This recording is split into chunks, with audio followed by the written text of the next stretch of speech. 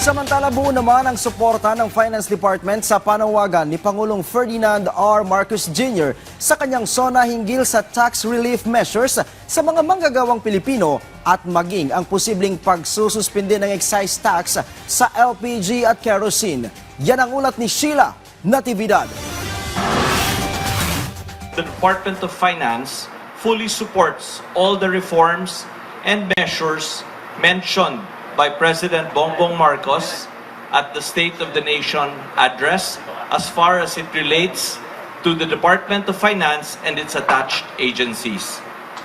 Malaki ang suporta at kumpiyansa ng Department of Finance sa lahat ng tax reforms na binigyang diin ni Pangulong Ferdinand R. Marcos Jr. sa kanyang ikalimang State of the Nation address. Ang adhikain kasi ng Pangulo, maramdaman ng bawat Pilipino ang pinaghirapan nilang kita. Bilang natatanging proteksyon sa kanila at para mas mapakinabangan nila ang pinaghirapan nilang kita, nananawagan ako sa Kongreso upang maipasa ang batas na magbibigay ng bahagyang ginhawa para sa ating bayaring buwis.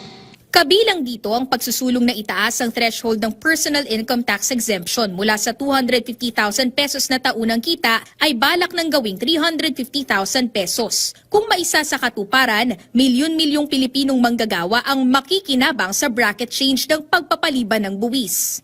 If this reform is passed, it will go up from 5.1 million Filipinos to 6.3 million Filipinos, meaning 5.1 plus 1.2 equals 6.3 million Filipinos exempted. Ilan din sa mga suportadong tax relief measures ng DOF ay mas mababang minimum corporate income tax para sa micro, small and medium enterprise, one-time tax abatement program para sa mga kwalipikadong micro taxpayers, general tax amnesty na ngayon ay nire-review pa ng Kagawaran at ng Bureau of Internal Revenue at mas pinalawak na saklaw ng VAT-exempt medicines. Bukod sa pagpapaliban ng mga nabanggit na buwis, nakahanda ring suportahan ng DOF ang posibleng pagsususpinde muli ng excise tax para sa LPG at kerosene.